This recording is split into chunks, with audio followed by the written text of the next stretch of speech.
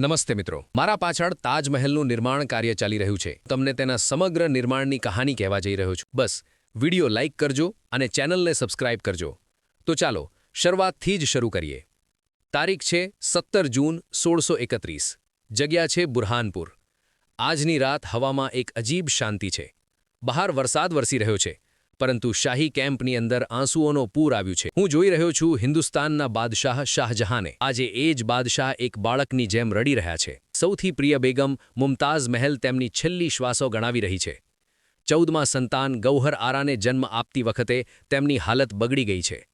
બાદશાહનો હાથ બેગમના હાથમાં છે. મુમતાઝની અવાજ બહુ નબળી છે, પણ હું સાંભળી શકું છું તે બાદશાહ પાસેથી એક વચન માગી રહી છે, જે દુનિયાએ ક્યારેય જોયું ન હોય. મુમતાઝ મહેલ આ દુનિયાને અલવિદા કહી ચૂક્યા છે. બાદશાહની ચીસે જાણે સમયને થંભાવી દીધો છે. આજે એક પ્રેમ કથાનો અંત નથી, પરંતુ પથ્થર પર લખાવાની એક નવી દાસ્તાનની શરૂઆત થઈ છે. હવે આપણે આગ્રામાં છીએ. બાદશાહનો દુઃખ હવે એક જુનૂન બની ગયો છે. મારી સામે દુનિયાભરના શ્રેષ્ઠ વાસ્તુકારો હાજર છે. પારસથી, તુર્કીથી અને હિન્દુસ્તાનના દરેક ખૂણેથી આવેલા કુશળ કારીગરો. પરંતુ બાદશાહની આંખોને કોઈ નકશો ગમતો નથી. ત્યાં જ ઉસ્તાદ અહેમદ લાહોરી આગળ આવે છે. જેમ જ નકશો મેજ પર ખુલ્લો થાય છે, બાદશાહને આંખોમાં પહેલીવાર ચમક દેખાય છે. આ માત્ર એક ઇમારત નથી, આ તો જન્નતનું પ્રતિબિંબ છે. આનું નામ રાખવામાં આવે છે રોઝાએ મુનવ્વર, એટલે કે જગમગતું મકબરો. યમુના નદીના કિનારે આવેલી આ જમીન રાજા જયસિંહની છે. જમીન રેતાળ અને દલદલી છે. પ્રશ્ન એ છે કે શું આટલી ભારે ઇમારતનો ભાર આ નરમ માટી સહન કરી શકશે? જાન્યુઆરી 1632. આગ્રા કુદાળોના અવાજથી ગૂંજી ઉઠે છે. અહીં કોઈ સામાન્ય પાયાની ખોદકામ નથી થઈ રહી. હું જોઈ રહ્યો છું કે કારીગરોએ એક અનોખી તકનીક અપનાવી છે. જમીન નીચે ઊંડા કૂવા ખોદવામાં આવી રહ્યા છે. આ યમુનાની નરમ માટીને હરાવવાનો રસ્તો છે. હજારો મજૂરો દિવસ-રાત મહેનત કરીને આ કૂવાઓને ઈંટ, પથ્થર અને ચૂનાથી ભરી રહ્યા છે. પણ થંભો, પાયાના સૌથી નીચેના ભાગમાં આબનૂસ અને સાગની લાકડાની ગાંઠો મૂકવામાં આવી રહી છે. આ લાકડાની વિશેષતા એ છે કે જેટલી ભેજ મળે તેટલી વધુ મજબૂત બને. યમુનાનું પાણી, જે બીજી કોઈ ઇમારત માટે જોખમ બની શકે, અહીં આ મકબરાની તાકાત બની રહ્યું છે. બાદશાહ શાહજહાં પોતે નિરીક્ષણ કરી રહ્યા છે. તેઓ જાણે છે જો પાયો નબળો રહ્યો તો તેમનું પ્રેમ ઇતિહાસના પાનાઓમાં દફન થઈ જશે. પાયો તૈયાર થયો છે. હવે વારો છે તેને સજાવવાનો. રાજસ્થાનના મકરાણામાંથી સૌથી શુદ્ધ સફેદ સંગમરમર મંગાવવામાં આવી રહ્યું છે. સામે જુઓ, આ ધૂળનું વાવાઝોડું કોઈ આંધી નથી.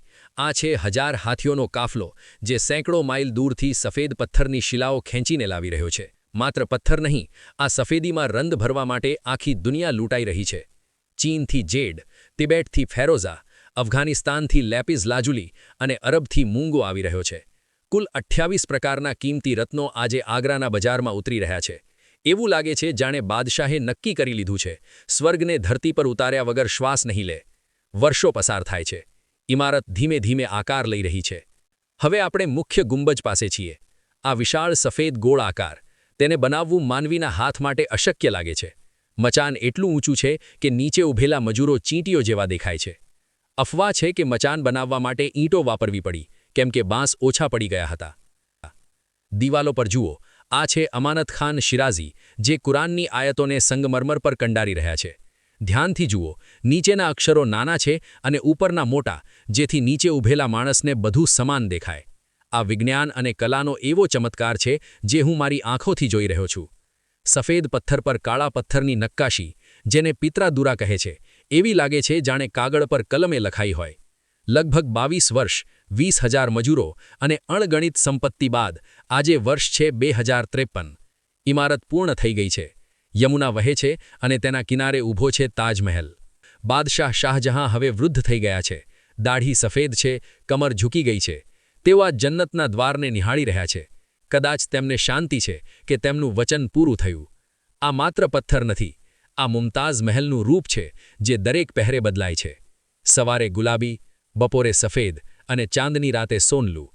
સદીઓ પસાર થઈ જશે, સલ્તનતો મટી જશે, પણ તાજમહેલ સાક્ષી રહેશે કે એક બાદશાહે પોતાની બેગમને કેટલું પ્રેમ કર્યું હતું.